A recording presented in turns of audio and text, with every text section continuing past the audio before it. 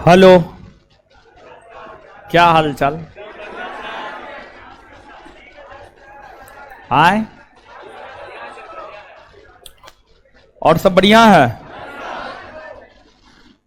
चलिए, तो जो है पिछले क्लास में भारत में यूरोपीय कंपनियों का आगमन बता दिए थे ना। दूसरा चैप्टर है बंगाल में ब्रिटिश ईस्ट इंडिया कंपनी के शासन की स्थापना। बंगाल में ब्रिटिश ईस्ट इंडिया कंपनी के शासन की स्थापना, ठीक है।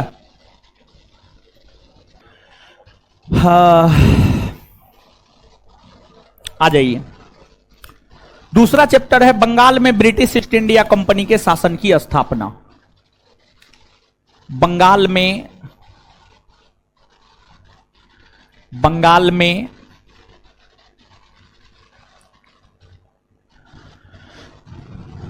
ब्रिटिश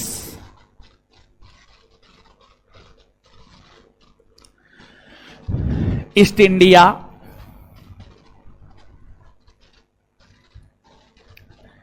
कंपनी के शासन की स्थापना।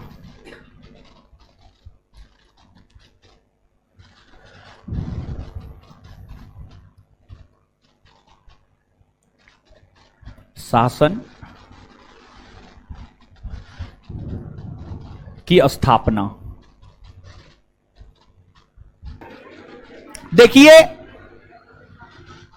भारत में यूरोपीय कंपनियों का आगमन हुआ। भारत में यूरोपीय कंपनियों का आगमन हुआ। सबसे शक्तिशाली यूरोपीय कंपनी बनकर ब्रिटिश उभरा। कौन उभरा? ब्रिटिश। सबसे शक्तिशाली यूरोपीय कंपनी बनकर उभरा ब्रिटिश। कौन? ब्रिटिश। ब्रिटिश उभरा। ब्रिटिश उभरा। ब्रिटिश व्यापारी था। ब्रिटिश क्या था? व्यापारी। और व्यापारी को क्या चाहिए? व्यापारिक लाभ। और व्यापारिक लाभ जिस क्षेत्र में होना होगा, व्यापारी स्वाभाविक सी बात है उसी और जाना चाहेगा। हां या ना? तो जब ब्रिटिश भारत में व्यापार कर रहा था तो ब्रिटिशों ने यह देखा, यह पाया कि बंगाल बहुत संपन्न है। बंगाल बहुत संपन्न है। तो ब्रिटिशों ने बंगाल की ओर अपना ध्यान लगाया और फिर येन केन प्रकारेण बंगाल पर ब्रिटिश प्रभुसत्ता की स्थापना किया। ब्रिटिशों ने अपनी प्रभुसत्ता बंगाल पर सर्वप्रथम स्थापित किया और फिर धीरे धीरे भारत के अन्य प्रांतों पर कब्जा किया। तो सबसे पहले बंगाल पर अपनी ब्रिटिश प्रभुसत्ता को स्थापित किया है, तो इसलिए सबसे पहले इसी को पढ़ते हैं। बात अगर बंगाल में ब्रिटिशों के प्रभुसत्ता की स्थापना की करे तो बंगाल में ब्रिटिश प्रभुसत्ता की स्थापना 1757 ईस्वी में हुई है। बंगाल में ब्रिटिश प्रभुसत्ता की स्थापना, बंगाल में ब्रिटिश प्रभुसत्ता की स्थापना रॉबर्ट क्लाइव ने 1757 में पलासी के युद्ध के माध्यम से किया। लेकिन अंग्रेजों ने बंगाल को कैसे जीता उसकी चर्चा क्रमवार तरीका से करेंगे। परंतु उससे पहले आप इस बात को समझिए, मुगल काल से बंगाल को उठाते हैं। मुगल काल से बंगाल को उठाते हैं और बंगाल पर अंग्रेजों ने कैसे कब्जा किया वहां तक बता देंगे। मुगल आपने पढ़ा है, मुगल साम्राज्य का वास्तविक संस्थापक अकबर। वास्तविक शब्द जोड़े हैं, वास्तविक शब्द जोड़े हैं। और अकबर ने ही जब अपने साम्राज्य का विस्तार करना शुरू किया तो उसी क्रम में अकबर ने बंगाल को जीता और बंगाल को जीतकर अपने साम्राज्य में मिलाया। और अकबर ने ही सर्वप्रथम मुगल साम्राज्य का विभाजन प्रांतों में किया था। मुगल साम्राज्य का विभाजन सर्वप्रथम अकबर ने ही किया था। सर्वप्रथम अकबर ने ही किया था। अकबर ने ही किया था। अकबर ने ही किया था।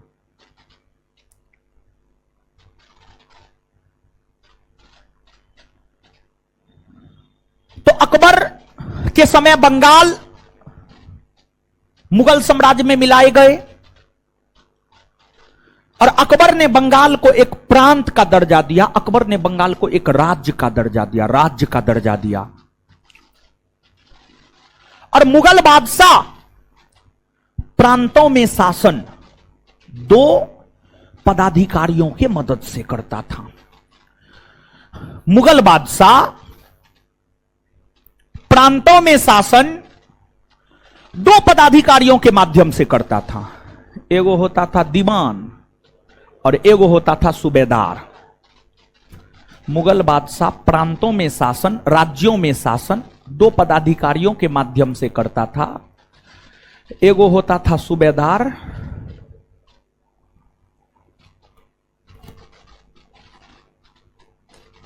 एगो होता था दीवान। सूबेदार राज्य में शासन प्रशासन को देखता था। सूबेदार जो होता था राज्य में शासन प्रशासन को देखता था, शासन प्रशासन। और जो दीवान होता था ये राजस्व की वसूली करता था, राजस्व की वसूली करता था दीवान। बंगाल अकबर के समय मुगल साम्राज्य का प्रांत बना। अकबर के समय से लेकर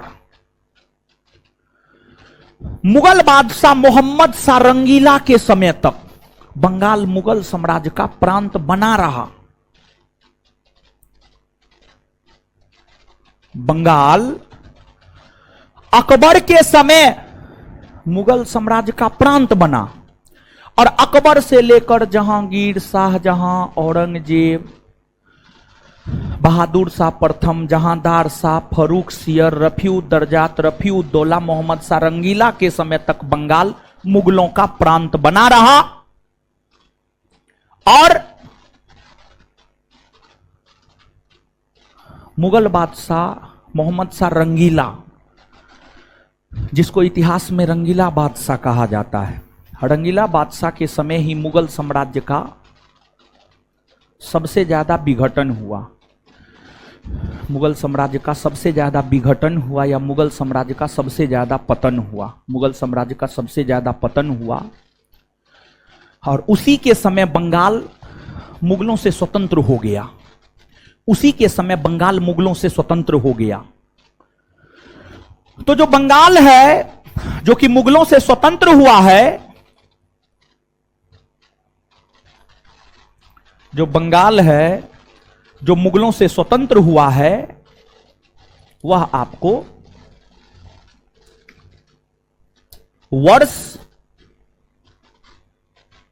1722।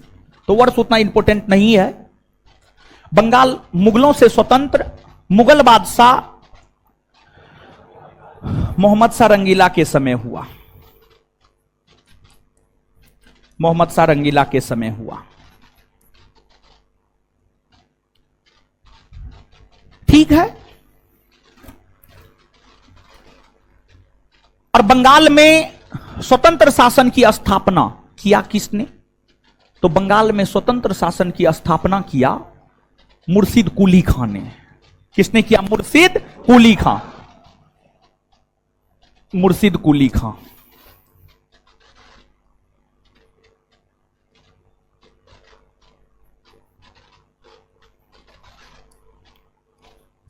मुर्शिद कुली खां। मुर्शिद कुली खां ने बंगाल में स्वतंत्र शासन की स्थापना किया। मुर्शिद कुली खां ने बंगाल में स्वतंत्र शासन की स्थापना किया। मुर्शिद कुली खां मुगल बादशाह औरंगजेब के द्वारा बंगाल का दीवान बनाया गया था। जो मुर्शिद कुली खां है, जिन्होंने बंगाल में स्वतंत्र शासन की स्थापना किया, मुर्शिद कुली खां को मुगल बादशाह औरंगजेब ने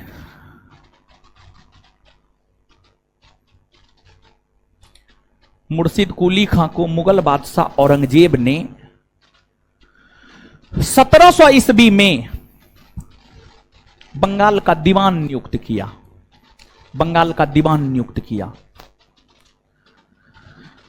और कहा जाता है कि मुगल बादशाह औरंगजेब द्वारा नियुक्त बंगाल का अंतिम दीवान या गवर्नर मुर्शिद कुली खां बना। पूर्वावलोकन को पलट करके देखेंगे तो यह प्रश्न आपको मिल जाएगा। प्रश्न क्या मिलेगा? प्रश्न यह मिलेगा, मुगल बादशाह औरंगजेब द्वारा निर्मित बंगाल का अंतिम, मुगल बादशाह औरंगजेब द्वारा नियुक्त बंगाल का अंतिम गवर्नर कौन बना? तो आंसर हो जाएगा मुर्शिद कुली खां। जब औरंगजेब 1700 ईस्वी में मुर्शिद कुली खां को बंगाल का दीवान बनाया, तो उस समय बंगाल के सूबेदार अजीम उस्सान हुआ करता था। 1700 ईस्वी के समय बंगाल का सूबेदार अगर देखा जाए तो बंगाल का सूबेदार हुआ करता था अजीम उस्सान। अजीम उस्सान। तो बंगाल का दीवान 1700 ईस्वी के समय मुर्शिद कुली खां और सूबेदार अजीम उस्सान। लेकिन जो अजीम उस्सान था ना, जो अजीम उस्सान था, अजीम उस्सान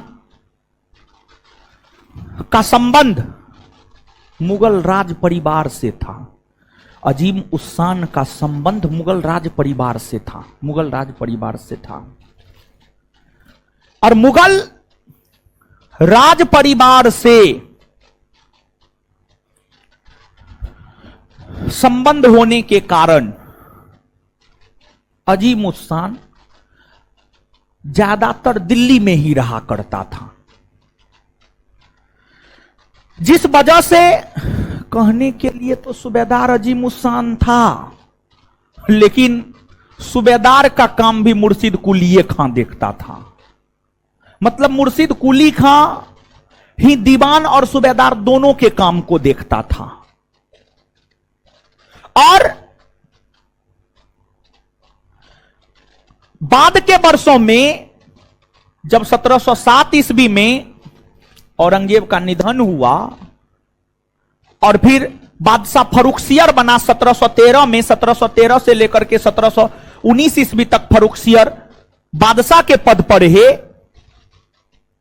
तो फर्रुखसियर ने अपने समय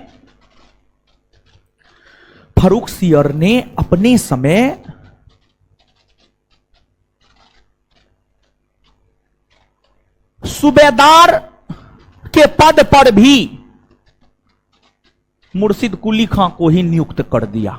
मुर्शिद कुली खां को ही नियुक्त कर दिया। पहले से तो मुर्शिद कुली खां दीवान थे, अजीम उस्सान सूबेदार था, लेकिन वो रहता था दिल्ली में, जिस वजह से उसके काम को भी मुर्शिद कुली खां देखता था। लेकिन बाद में मुगल बादशाह फर्रुख सियर ने मुर्शिद कुली खां को सूबेदार भी बना दिया।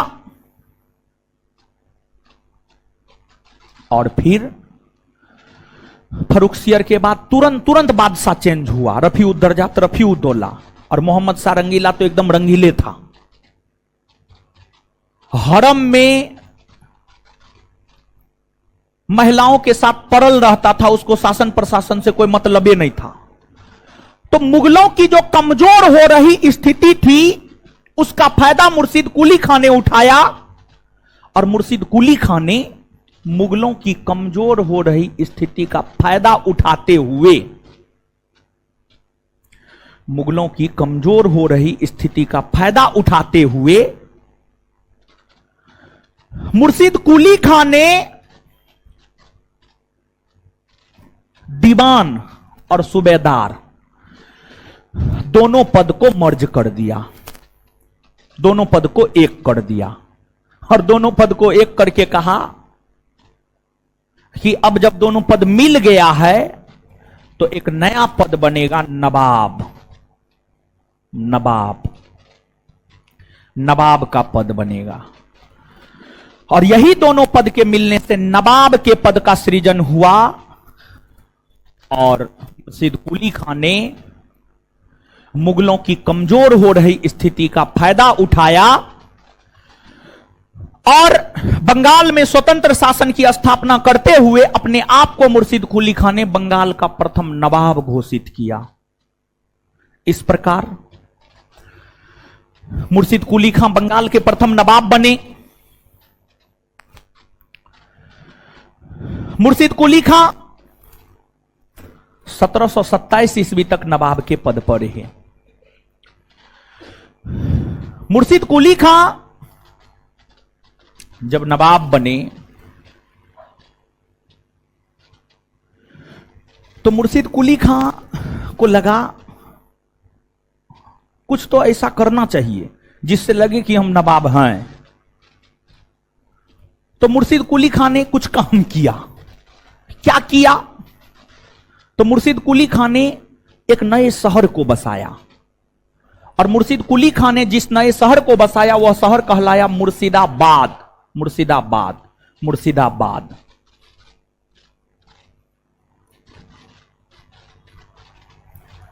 मुर्शिदाबाद, मुर्शिदाबाद नामक शहर को मुर्शिद कुली खां ने बसाया। मुर्शिदाबाद नामक शहर को मुर्शिद कुली खां ने बसाया, और मुर्शिदाबाद को मुर्शिद कुली खां ने अपनी राजधानी बनाया। इससे पहले बंगाल की राजधानी थी ढाका। जब बंगाल मुगलों के अधीन हुआ करता था तो बंगाल की राजधानी हुआ करती थी ढाका। कहां हुआ करती थी? ढाका। ढाका हुआ करती थी। बंगाल की राजधानी कहां हुआ करती थी? ढाका। ढाका हुआ करती थी। और मुर्शिद कुली खां ने बंगाल की राजधानी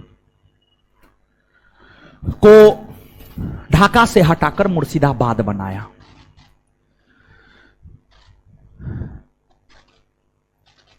मुर्शिद कुली खां जब बंगाल में स्वतंत्र शासन की स्थापना की घोषणा किए तो उनके खिलाफ विद्रोह भी हुआ। 3 गो विद्रोह हुआ। उनके खिलाफ 3 विद्रोह हुए। पहला विद्रोह सीताराम राय, दूसरा विद्रोह सुजात खां, तीसरा विद्रोह नजात खां। मुर्शिद कुली खां ने इन तीनों विद्रोहों को दबा दिया और ठाठ बाट से शासन करना शुरू कर दिया। मुर्शिद कुली खां ने बंगाल में कर की वसूली को लेकर, एक तो पहले ये दीवान था तो राजस्व विभाग के तो जानकार थे ही, वित्तीय विभाग के तो जानकार थे ही। मुर्शिद कुली खां ने बंगाल के क्षेत्र में कर की वसूली को लेकर इजारेदारी प्रथा की शुरुआत की। इजारेदारी प्रथा, इजारेदार ठेकेदार को कहा जाता। ठेकेदार ठेकेदार जो ठेका लेकर किसानों से कर की वसूली करता था उसी को ठेकेदार कहा जाता था। तो इजारेदार या ठेकेदारों के माध्यम से, इजारेदार या ठेकेदारों के माध्यम से, इजारेदार या ठेकेदारों के माध्यम से मुर्शिद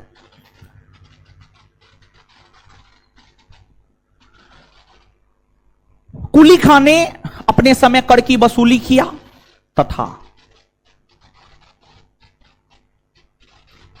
किसानों को तकाबी ऋण उपलब्ध करवाया।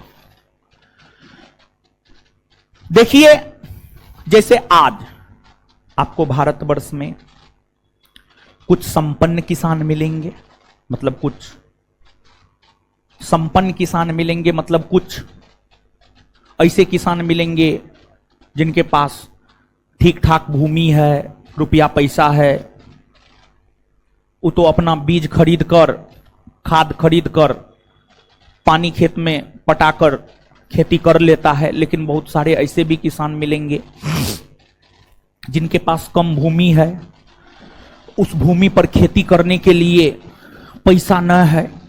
तो इस स्थिति में किसान अपने गांव के सेठ से, महाजन से, साहूकार से ब्याज पर ऋण लेता है और खेती करके उसको ब्याज चुकाता है। तो मुर्शिद कुली खां को लगा, जब हम बंगाल में स्वतंत्र शासन की स्थापना किए तो किसानों को कुछ सुविधा दी जानी चाहिए। तो मुर्शिद कुली खां ने बंगाल के किसानों को खेती करने से पहले, खेती करने को लेकर जो ऋण उपलब्ध करवाया उसी को तकाबी ऋण कहा जाता है, उसी को तकाबी ऋण कहा जाता है। मुर्शिद कुली खां किसानों को खेती करने से पहले, खेती करने को लेकर जो अग्रिम ऋण उपलब्ध करवाया उसी को तकाबी ऋण कहा जाता है। तो किसानों को तकाबी ऋण उपलब्ध करवाया और सुव्यवस्थित ढंग से इन्होंने अपने समय बंगाल में शासन प्रशासन को चलाया। और शासन प्रशासन करते हुए मुर्शिद कुली खां का निधन 1727 में हो गया।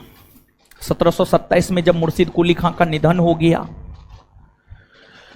तो मुर्शिद कुली खां के निधन होने के बाद मुर्शिद कुली खां का उत्तराधिकारी उसका बेटा बनता, लेकिन उसका कोई बेटा था नहीं, जिस वजह से मुर्शिद कुली खां का उत्तराधिकारी उसका दामाद सुजाउद्दीन बना। मुर्शिद कुली खां का उत्तराधिकारी उसका दामाद सुजाउद्दीन बना। तो मुर्शिद कुली खां के बाद बंगाल के अगले नवाब बने सुजाउद्दीन।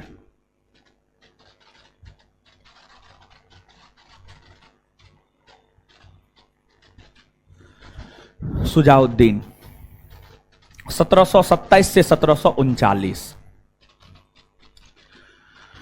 सुजाउद्दीन शासन प्रशासन के क्षेत्र में अहस्तक्षेप की नीति अपनाया।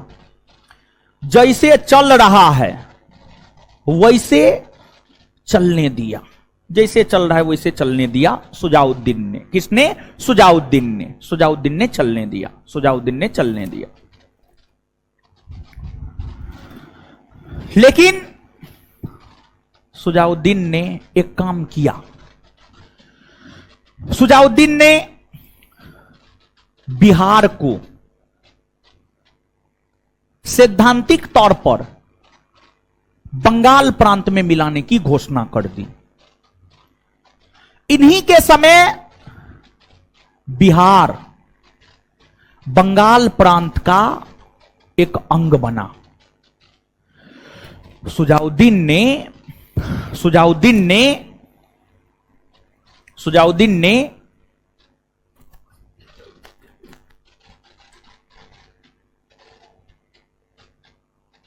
बिहार को सैद्धांतिक तौर पर बंगाल में मिलाया और बिहार में शासन प्रशासन अच्छे ढंग से करने को लेकर सुजाउद्दीन ने बिहार का उप सूबेदार अलीवर्दी खां को बनाया। सुजाउद्दीन ने बिहार का उप सूबेदार अलीवर्दी खां को बनाया। अलीवर्दी खां को बनाया।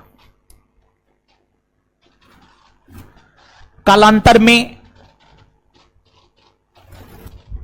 सुजाउद्दीन का निधन 1739 में हो गया, लेकिन इसको बेटा था। इसका उत्तराधिकारी इसका बेटा सरफराज खां बना। इसका उत्तराधिकारी इसका बेटा सरफराज खां बना।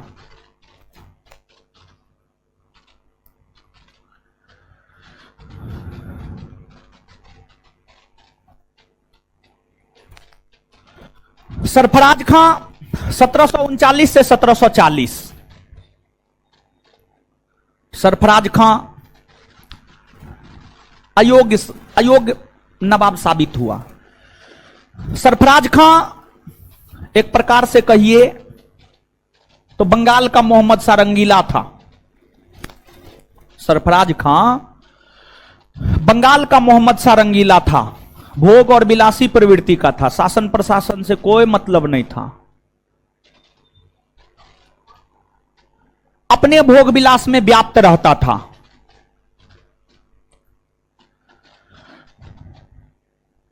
सरफराज खां विलासी प्रवृत्ति का था। जब यह सूचना बिहार के उप सूबेदार अलीवर्दी खां को लगा, तो अलीवर्दी खां ने सरफराज खां की अयोग्यता का फायदा उठाया और सरफराज खां की अयोग्यता का फायदा उठाते हुए अलीवर्दी खां ने सरफराज खां के राज पर आक्रमण कर दिया। और फिर अलीवर्दी खां और सरफराज खां दोनों के बीच बंगाल के गिरिया नामक स्थान पर 1740 ईस्वी में युद्ध हुआ, जिसे गिरिया का युद्ध कहा जाता है। जिसे गिरिया का युद्ध कहा जाता है। गिरिया का युद्ध 1740 में अलीवर्दी खां और सरफराज खां के बीच हुआ। अलीवर्दी खां और सरफराज खां के बीच हुआ। अलीवर्दी खां और सरफराज खां के बीच हुआ। इस युद्ध में अलीवर्दी खां की जीत हुई, सरफराज खां की हार हुई। अलीवर्दी खां ने इस गिरिया के युद्ध में सरफराज खां को पराजित कर सरफराज खां की हत्या कर दिया।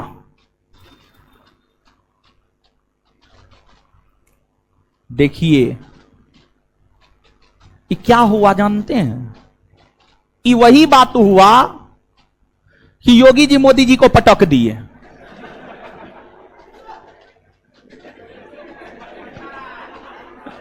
योगी जी योगी आदित्यनाथ, मोदी जी नरेंद्र मोदी, योगी जी मोदी जी को पटक दिए। और ऐसा हो भी सकता है। ऐसा हो सकता है। ऐसा हो सकता है। आप भ्रम में मत रहिए। अगर 2024 के इलेक्शन में मोदी जी का स्थिति डमाडोल हुआ तो कहीं ऐसे मोदी जी तो अपने आप को 15 अगस्त 2023 के भाषण में अगला प्रधानमंत्री प्रोजेक्ट कर दिए हैं, क्योंकि उन्होंने भाषण में बोला है कि अगले साल भी लाल किला के प्राचीर से झंडा हम ही फहराएंगे। तो अपने आप को तो प्रोजेक्ट कर दिए हैं, लेकिन बहुत कुछ तय आरएसएस करता है बीजेपी को लेकर के। और जो मणिपुर की घटना है, वो निर्वस्त्र महिला को घुमाया गया। इस घटना ने मोदी जी की जो विश्वसनीयता है, महिला सुरक्षा वाली बात है, और जो अडानी वाला कांड है, जो भ्रष्टाचार वाला बात है, जो मोदी जी भ्रष्टाचार कहते हैं, भ्रष्टाचार और महिला सुरक्षा, इस सब पे एक प्रकार से डेंट लगा दिया। समझे?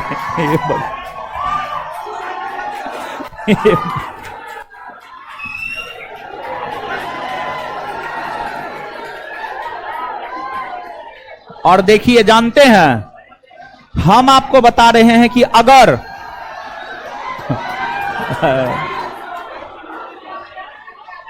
अगर योगी जी देश के प्रधानमंत्री के तौर पर प्रोजेक्ट होते हैं, पूरे उत्तर भारत के लोगों को उनका समर्थन करना चाहिए। समझ, उत्तर भारत के लोगों का समर्थन, उत्तर भारत के लोगों को उनका समर्थन करना चाहिए। और कहिएगा क्यों, तो उसके पीछे कई सारे कारण।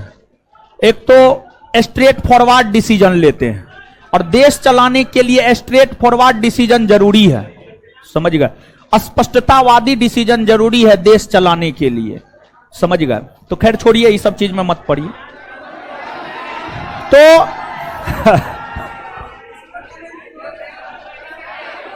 हल्ला नहीं कीजिए तोरी का, तब एग्जाम्पल नहीं देंगे हम।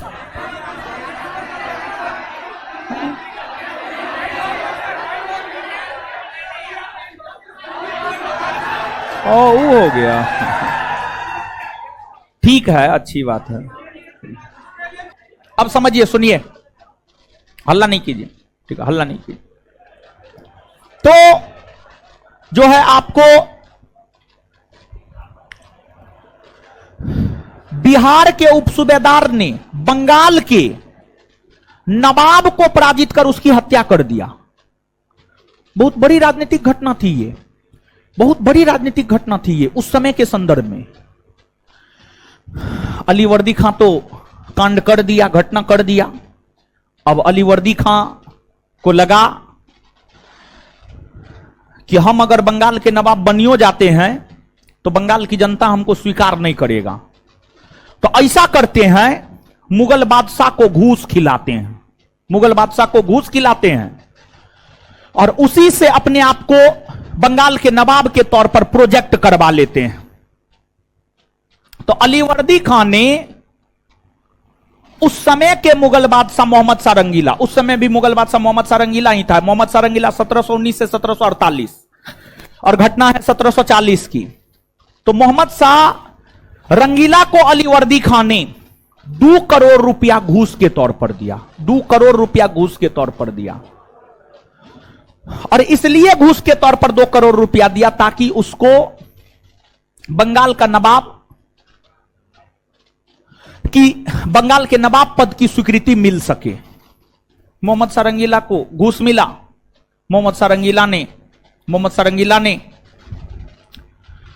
अली वर्दी खां को बंगाल के नवाब के तौर पर प्रोजेक्ट कर दिया, उनके पद को स्वीकृति दे दिया। फिर अली वर्दी खां बंगाल के अगले नवाब बने। फिर अली वर्दी खां जो है आपको बंगाल के अगले नवाब बने, अली वर्दी खां।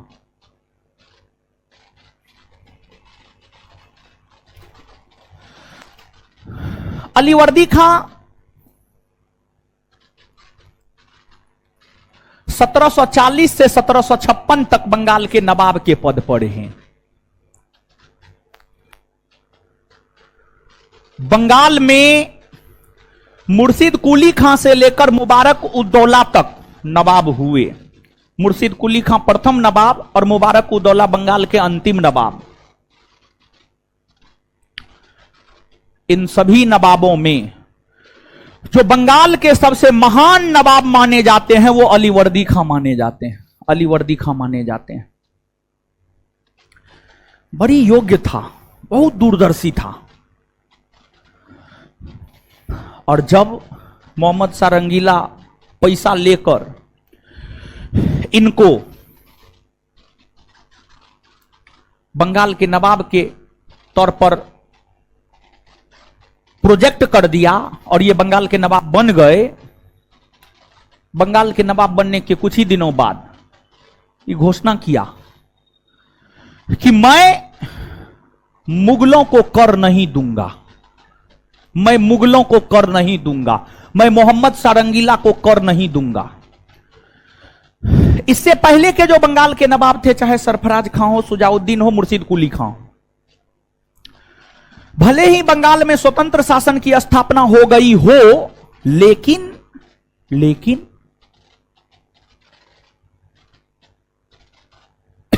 मुगल बादशाह को बंगाल के नवाब कर दिया करते थे। पहली बार इन्होंने ही मुगल बादशाह को कर देने से इनकार कर दिया, कहा ना कर नहीं देंगे। इसको पता था कि मोहम्मद शाह रंगीला इसका कुछ नहीं कर सकता है, अपने वो अयोग्य है, इसलिए इन्होंने कर देना बंद कर दिया। इस चैप्टर का सबसे बेहतर क्वेश्चन यही है, इस पूरे चैप्टर का सबसे बेहतर क्वेश्चन यही है। और ये एक ऐसा क्वेश्चन है जिसको यूपीएससी क्वेश्चन रिपीट नहीं करता है, यूपीएससी क्वेश्चन दोहराता नहीं है। एक क्वेश्चन पूछ दिया, दोबारा उस क्वेश्चन को नहीं पूछता है। लेकिन इस चैप्टर का ये क्वेश्चन एक ऐसा क्वेश्चन है जिसे यूपीएससी ने 1990 से लेकर अभी तक 3 से 4 बार रिपीट किया है। यही कारण है कि इस क्वेश्चन को हम सबसे बेहतरीन क्वेश्चन माना है इस चैप्टर का। तो आपसे पूछा जाता है, बंगाल के किस नवाब ने मुगलों को कर देना बंद कर दिया? तो मुगलों को कर देना बंद अलीवर्दी खान ने किया। किसने किया? अलीवर्दी खान ने। अलीवर्दी खान ने किया, अलीवर्दी खान ने किया, ठीक है, अलीवर्दी खान ने किया।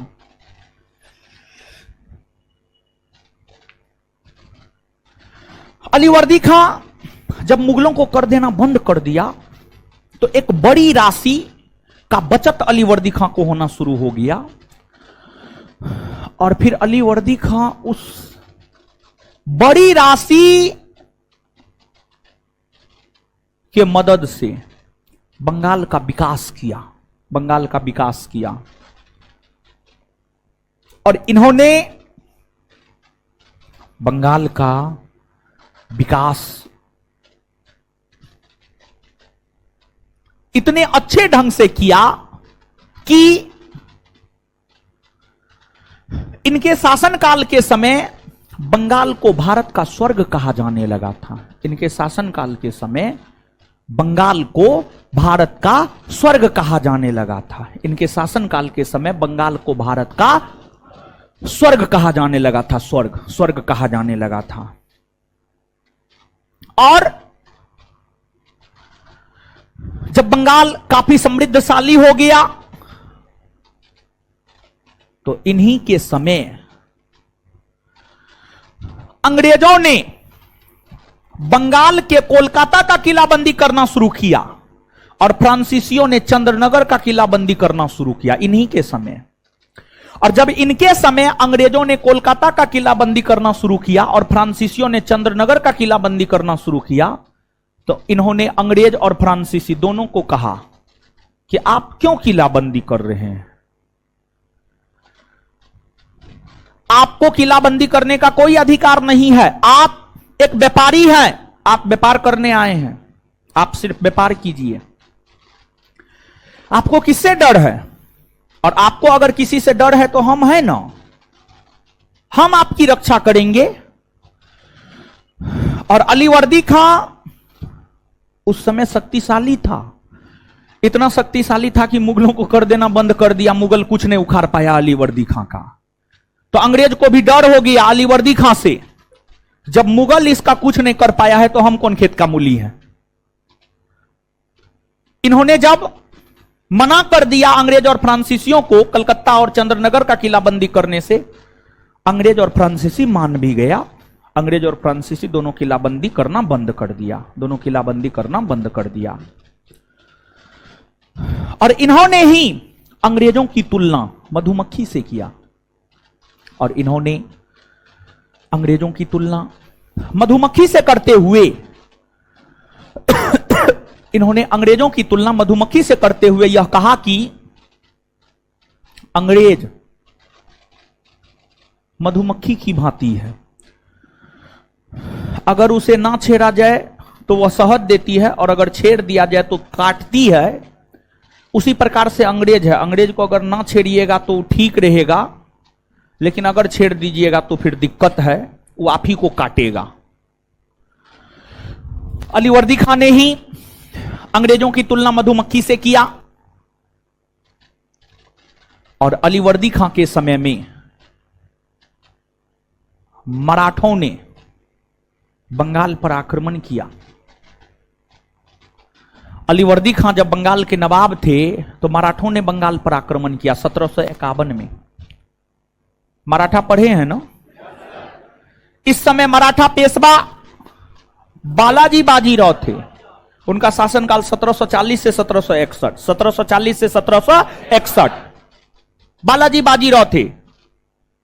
और बालाजी बाजीराव के समय ही मराठों ने 1751 ईस्वी में बंगाल पर आक्रमण किया। मराठों के साथ अलीवर्दी खां का युद्ध हुआ। इस युद्ध में मराठों की जीत हुई, अलीवर्दी खां की हार हुई। जैसे अलीवर्दी खां पराजित हुआ, अलीवर्दी खां मराठों से समझौता कर लिया। और अलीवर्दी खां मराठों से समझौता करते हुए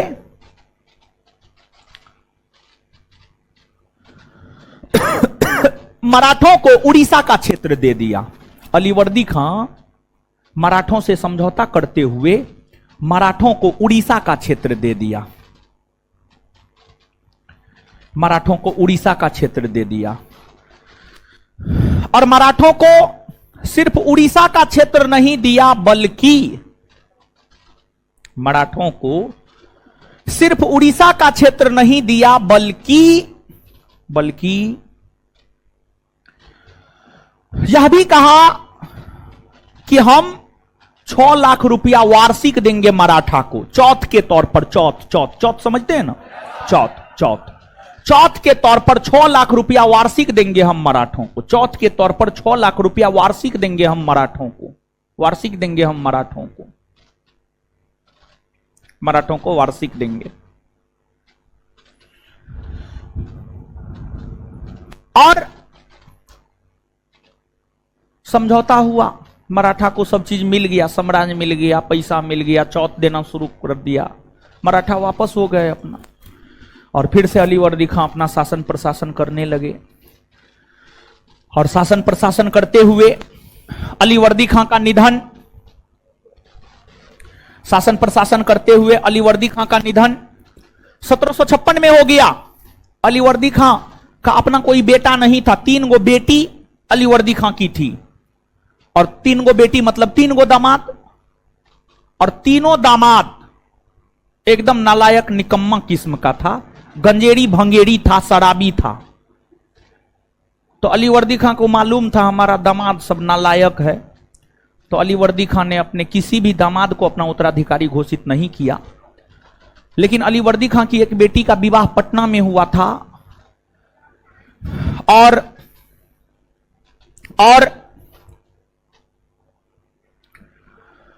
अलीवर्दी खां के कई नाती और नतनी था और थी। उन नाती और नतनियों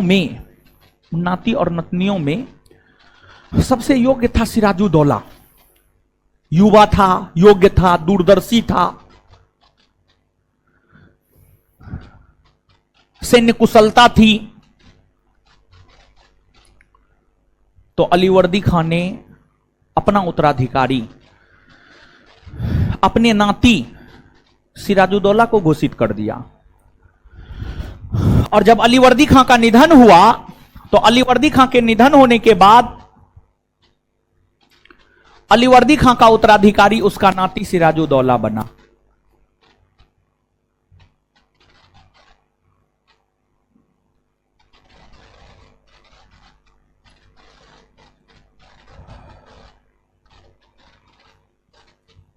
सिराजुद्दौला बना जो 1756 से 1757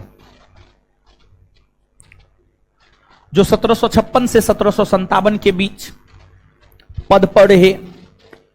योग्य होते हुए भी बेचारा अयोग्य साबित हो गए। और योग्य होते हुए भी बेचारा अयोग्य साबित क्यों हो गए जानते हैं? अपने सेनापति के वजह से, अपने अधिकारी के वजह से योग्य होते हुए भी अयोग्य हो गए और बेचारा मारा गया, बेमौत मारा गया।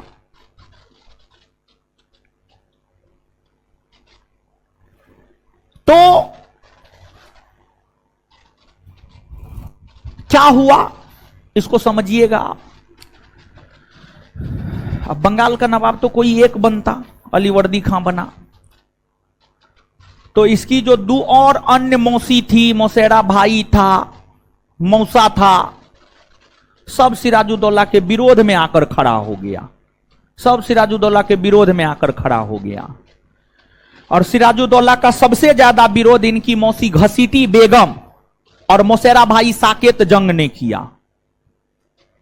विरोध तो सब किया, लेकिन सबसे ज्यादा विरोध इनकी मौसी घसीटी बेगम और मौसेरा भाई साकेत जंग ने किया।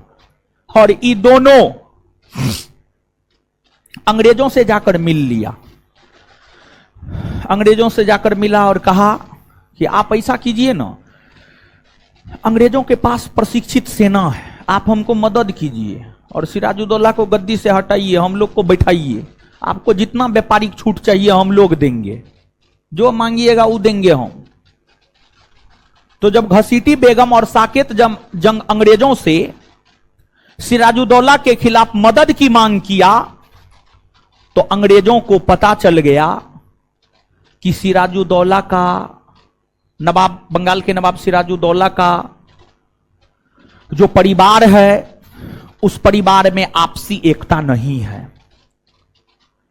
इसी का फायदा अंग्रेजों ने उठाया और अंग्रेजों ने इसका फायदा उठाते हुए सिराजुद्दौला के समय फिर से कलकत्ता का किलाबंदी करना शुरू कर दिया। सिराजुद्दौला के समय फिर से कलकत्ता का किलाबंदी करना शुरू कर दिया और सिराजुद्दौला से अनुमति भी नहीं लिया, सिराजुद्दौला से अनुमति नहीं लिया। और सिराजुद्दौला से बिना अनुमति लिए फिर से अंग्रेजों ने कलकत्ता का किलाबंदी करना शुरू कर दिया, कलकत्ता का किलाबंदी करना शुरू कर दिया, कलकत्ता का किलाबंदी करना शुरू कर दिया। ठीक है, जब यह खबर सिराजुद्दौला को लगी तो सिराजुद्दौला अपने दल बल के साथ कलकत्ता पहुंचा और अपने दल बल के साथ कलकत्ता पहुंचा और अंग्रेजों को कलकत्ता का किलाबंदी करने से मना किया। और सिराजुद्दौला की सेना ने अंग्रेजों को कलकत्ता से खदेड़ दिया। जो अंग्रेज सेनापति सब थे, रोजर ड्रेक, मिनी चीन, ये सब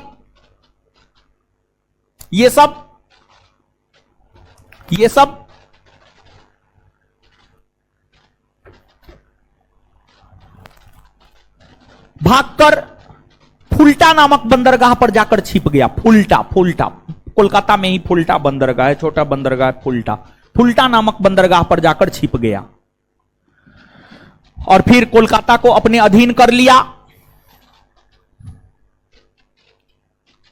और कहा जाता है कि अपने इस कोलकाता अभियान के क्रम में ही नवाब सिराजुद्दौला ने 20 जून 1756 को 20 जून 1756 को एक छोटे से काल कोठरी में एक छोटे से घर में 146 अंग्रेजों को बंद किया और उसमें लाइट वाइट किसी भी चीज का कोई व्यवस्था नहीं था। जब अगली सुबह यानी 21 जून 1756 की सुबह खोला गया तो 146 में से 23 लोग मात्र जीवित बचे थे। 23 लोग मात्र जीवित बचे थे और जो 23 लोग मात्र जीवित बचे थे उसमें से एगो हॉलवेल था, जॉन हॉलवेल। जॉन हॉलबेल ने ही इस घटना का विवरण दिया और इस घटना का विवरण देते हुए जॉन हॉलबेल ने इसे ब्लैक होल की घटना की संज्ञा दी। ब्लैक होल की घटना की संज्ञा दी और यह जो ब्लैक होल की घटना है, ब्लैक होल की घटना ही पलासी के युद्ध का तत्कालिक कारण बना है। जो पलासी का युद्ध हुआ है, पलासी का युद्ध हुआ है, पलासी का युद्ध हुआ है, पलासी का युद्ध 1757 में हुआ है। पलासी के युद्ध का तत्कालिक कारण ब्लैक होल की घटना ही बनी है। पलासी के युद्ध का तत्कालिक कारण जो है ब्लैक होल की घटना ही बनी है। ब्लैक होल की घटना, ब्लैक होल की घटना का विवरण हॉलबेल ने दिया। ब्लैक होल की घटना का विवरण जो है आपको हॉलबेल ने दिया, हॉलबेल ने दिया। और इस ब्लैक होल की घटना की खबर कलकत्ता, मद्रास स्थित कंपनी के मुख्यालय को लगी। यह घटना कोलकाता में हुआ था और इसकी सूचना मद्रास स्थित कंपनी के मुख्यालय को लगी, मुंबई स्थित कंपनी के मुख्यालय को लगी। तो मुंबई तो दूर हो जाता था, क्योंकि उस समय जो यात्रा होता था वो जलीय मार्ग से होता था। तो मुंबई से अरब सागर होते हुए, बंगाल की खाड़ी होते हुए बंगाल पहुंचना थोड़ा टफ था, लेकिन मद्रास से बंगाल पहुंचना थोड़ा आसान था। तो कंपनी के मद्रास स्थित मुख्यालय को जब इस घटना की खबर लगी तो रॉबर्ट क्लाइव के नेतृत्व में एक बड़ी अंग्रेजी सेना मद्रास से कोलकाता की ओर प्रस्थान किया। मद्रास से कोलकाता की ओर प्रस्थान किया। मद्रास से कोलकाता की ओर प्रस्थान किया। और कहा जाता है कि रॉबर्ट क्लाइव के नेतृत्व में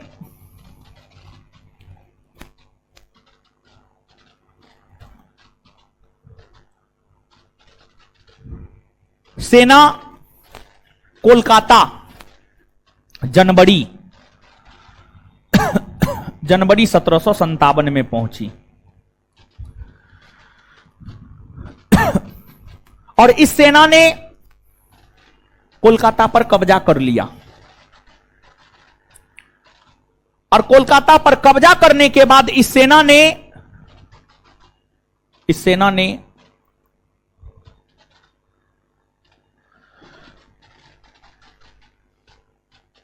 नवाब सिराजुद्दौला को समझौता करने पर विवश किया। नवाब सिराजुद्दौला को समझौता करने पर विवश किया।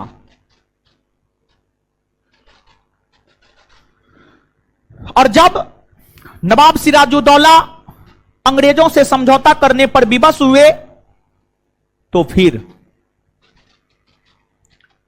बंगाल के नवाब सिराजुद्दौला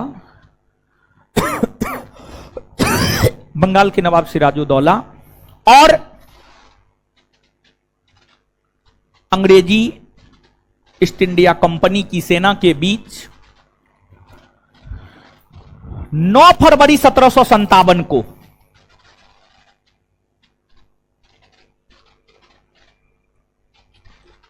अलीनगर में एक संधि हुई, जिसे अलीनगर की संधि कहा जाता है। जिसे अलीनगर की संधि कहा जाता है।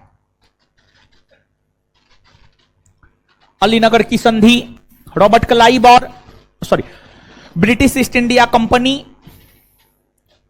की सेना का नेतृत्व रॉबर्ट क्लाइव कर रहे थे और दूसरी तरफ नवाब सिराजुद्दौला था। यही दोनों के बीच अलीनगर की संधि 9 फरवरी 1757 को हुई। और जो अलीनगर की संधि 9 फरवरी 1757 को हुई, इस अलीनगर की संधि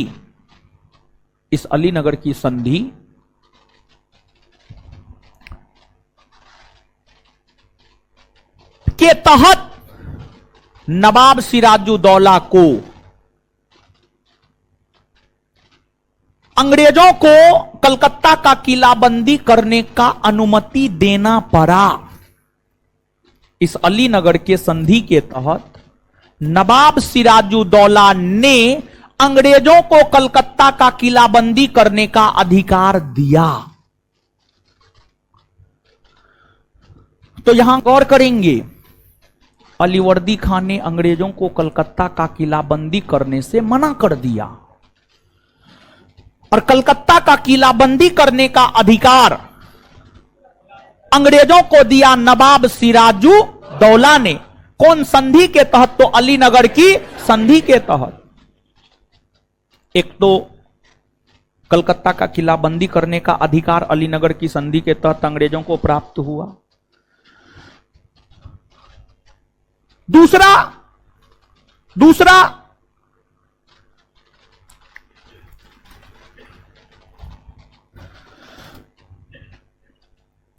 नवाब सिराजुद्दौला जब बंगाल के नवाब थे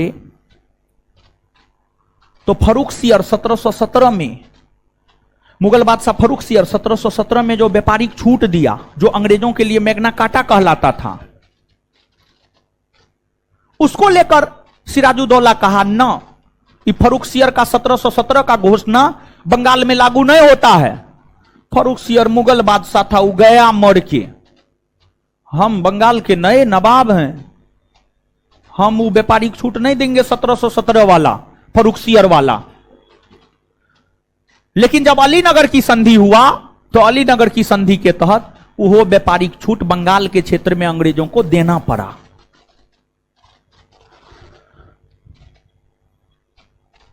और जब अलीनगर की संधि में कंपनी ने जो चाहा सिराजुद्दौला से सब लिया, तो कंपनी को लग गया, अंग्रेजी कंपनी को लग गया, ये झुकने वाला है, इसको जितना झुकाना है उतना झुकाया जा सकता है, जितना झुकाना चाहे उतना झुका सकते हैं। इस अलीनगर की संधि से अंग्रेज संतुष्ट नहीं हुआ। अंग्रेजों के लिए मानव का बहुत ज्यादा महत्व था।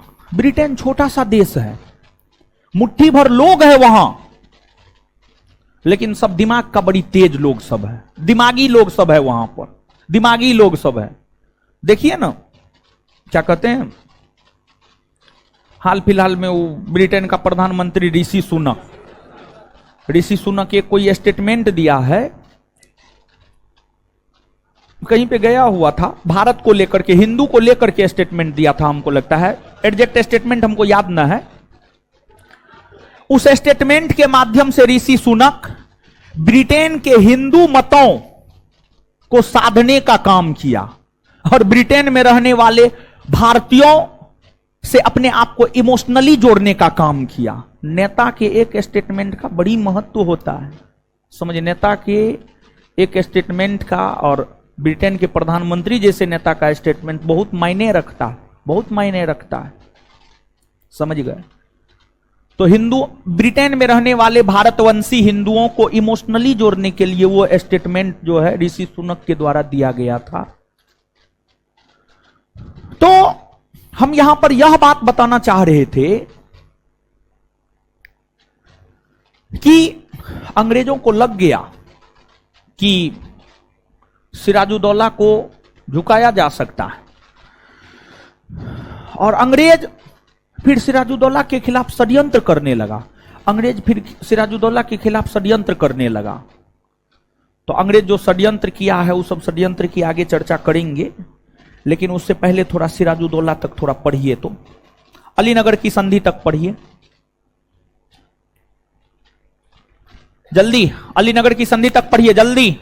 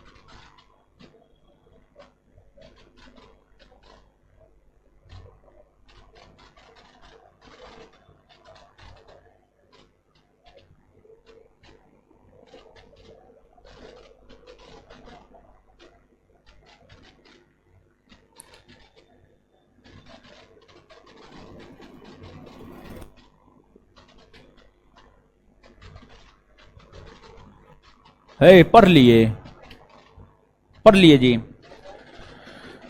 आइए एक सेकंड में यहां पर बताइए तो। हीरो सब नहीं पढ़े हैं तो पढ़ लीजिए।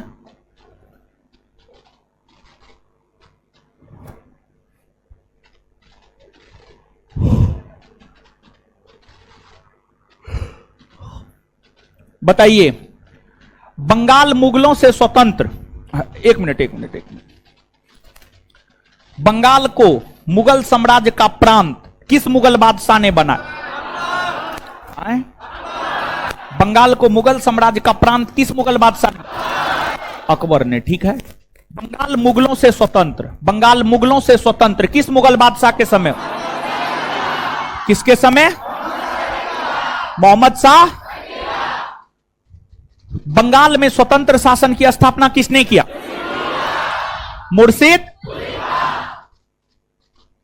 मुर्शिद कुली खां को 1700 ईस्वी में किस मुगल बादशाह ने बंगाल का दीवान नियुक्त किया? किसने? मुर्शिद कुली खां को वर्ष 1717 ईस्वी में किस मुगल बादशाह ने सूबेदार नियुक्त किया? फारूक सियर। फारूक। जब दीवान और सूबेदार का पद मिला तो कौन सा नया पद सृजित? बंगाल का नवाब। और मुर्शिद कुली खां बंगाल में स्वतंत्र शासन की स्थापना करके कौन नगर को बसाया? जब बंगाल मुगलों के अधीन था तो बंगाल की राजधानी ढाका। ढाका से बंगाल की राजधानी मुर्शिदाबाद किसने बनाया? किसने बनाया? किसने बनाया? मुर्शिद। बंगाल में किस नवाब ने कर की वसूली के लिए इजारेदारी प्रथा की शुरुआत?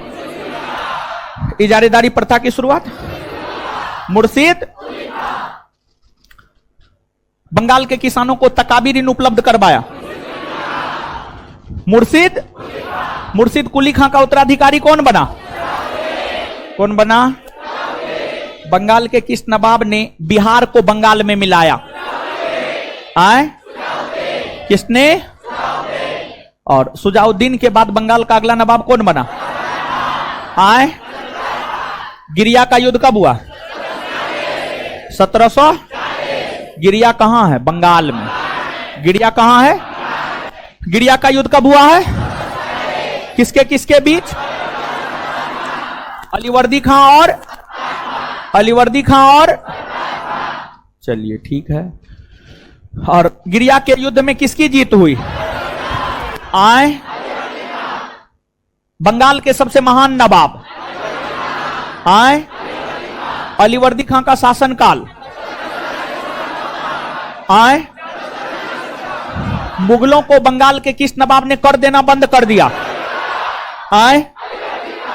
और किसके शासनकाल के समय बंगाल को भारत का स्वर्ग कहा जाने लगा? किसने अंग्रेजों की तुलना मधुमक्खी से किया?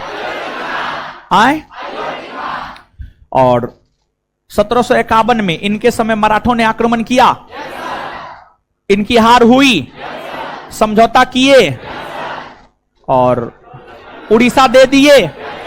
6 लाख रुपया वार्षिक चौथ के रूप में दिया ना। और अलीवर्दी खां का निधन 1756 में होने के बाद अगला नवाब कौन बना? कौन बना? और सिराजुद्दौला का सबसे ज्यादा, सिराजुद्दौला के बंगाल के नवाब बनने का विरोध किसने किया? घसीटी बेगम और साकेत जंग ने किया। और जो है जब अंग्रेजों को लगा कि बंगाल के नवाब के परिवार में आपसी एकता नहीं है तो इसका फायदा उठाते हुए जो है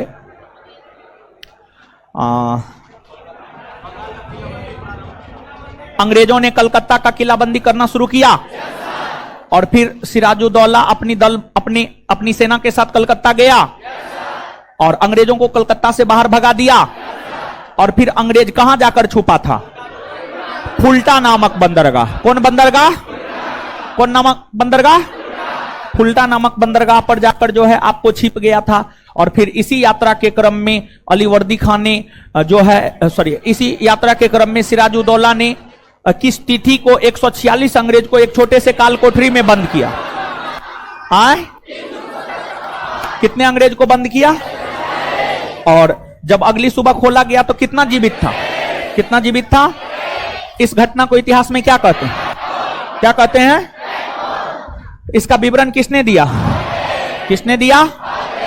और जब यह घटना मद्रास स्थित कंपनी स्थित मुख्यालय को लगा तो फिर रॉबर्ट क्लाइव के नेतृत्व में ब्रिटिश सेना कलकत्ता आई, और कलकत्ता आकर ब्रिटिश सेना ने रॉबर्ट क्लाइव के साथ कौन सा संधि किया? कौन सा संधि? अलीनगर की संधि। कब? और इस संधि के तहत नवाब सिराजुद्दौला ने अंग्रेजों को कलकत्ता का किलाबंदी करने का अधिकार दिया, हाँ या ना? बंगाल के किस नवाब ने अंग्रेजों को कलकत्ता का किलाबंदी और फ्रांसीसियों को चंद्रनगर का किलाबंदी करने से मना कर दिया? किसने? अलीवर्दी खां। और किसने अंग्रेजों को कलकत्ता का किलाबंदी करने का अधिकार दिया? आए, नवाब। क्लियर है ये बात?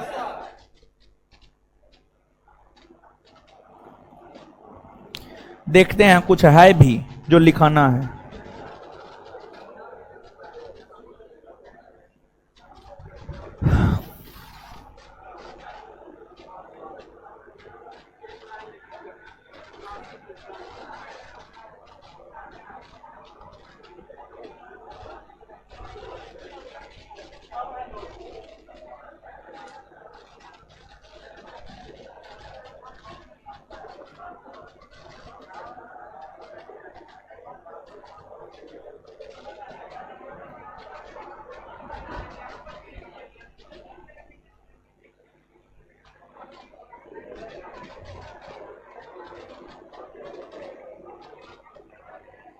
हाँ ठीक है, सब है। एक पॉइंट लिखिएगा, लेकिन एक पॉइंट लिखिएगा।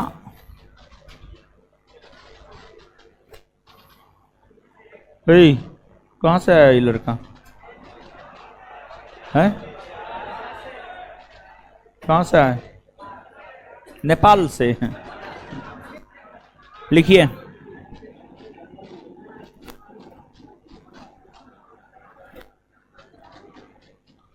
लिखिए हो।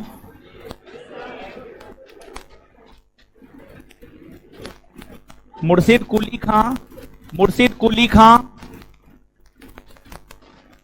के शासन के दौरान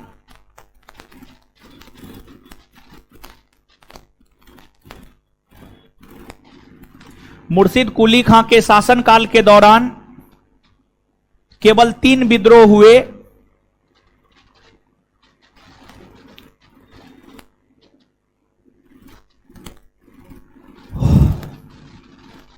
मुर्शिद कुली खां के शासनकाल के दौरान मुर्शिद कुली खां के शासनकाल के दौरान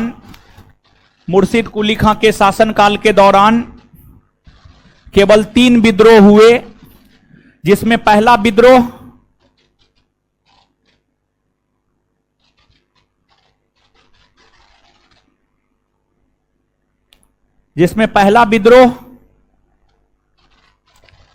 सीताराम राय, पहला विद्रोह सीताराम राय, दूसरा विद्रोह सुजात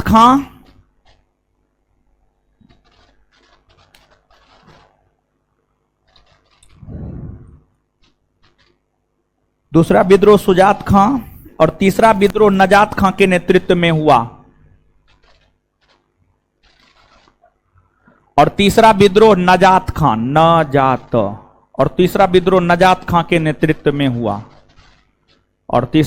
नजात खां के नेतृत्व में हुआ।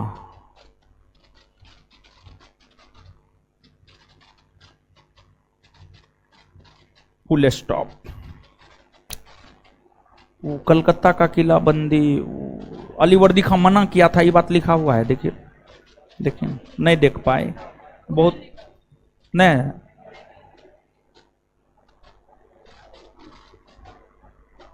नहीं है। लिखिए तो। बंगाल के नवाब अलीवर्दी खां ने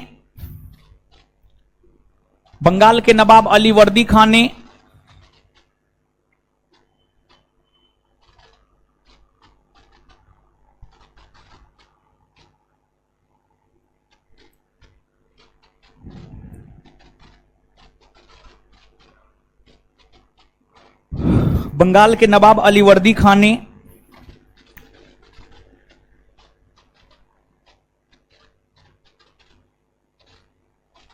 अंग्रेजों को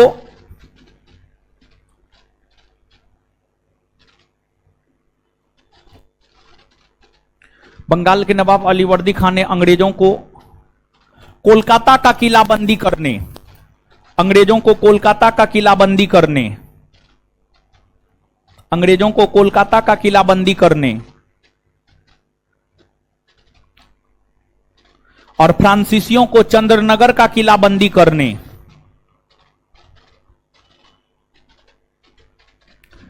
और फ्रांसीसियों को चंद्रनगर का किलाबंदी करने से, और फ्रांसीसियों को चंद्रनगर का किलाबंदी करने से, और फ्रांसीसियों को चंद्रनगर का किलाबंदी करने से,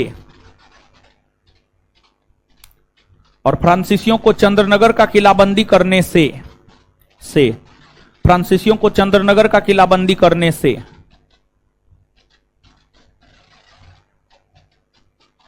मना कर दिया।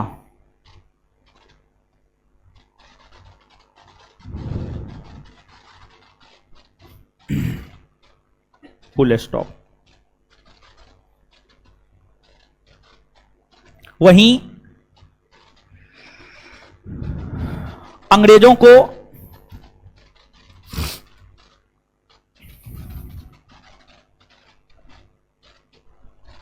कलकत्ता का किलाबंदी करने का अधिकार, वहीं अंग्रेजों को कलकत्ता का किलाबंदी करने का अधिकार, वहीं अंग्रेजों को कलकत्ता का किलाबंदी करने का अधिकार, वहीं अंग्रेजों को कलकत्ता का किलाबंदी करने का अधिकार,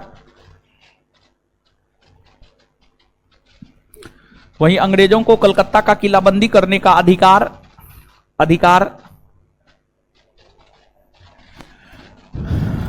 नवाब सिराजुद्दौला ने दिया।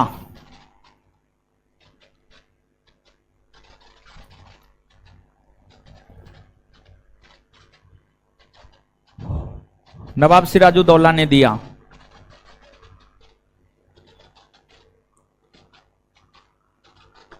नवाब सिराजुद्दौला ने दिया। Full stop. हो गया, ठीक है। इससे आगे अगले क्लास में पढ़िएगा, अगले क्लास में खत्म हो जाएगा ये चैप्टर, ठीक है।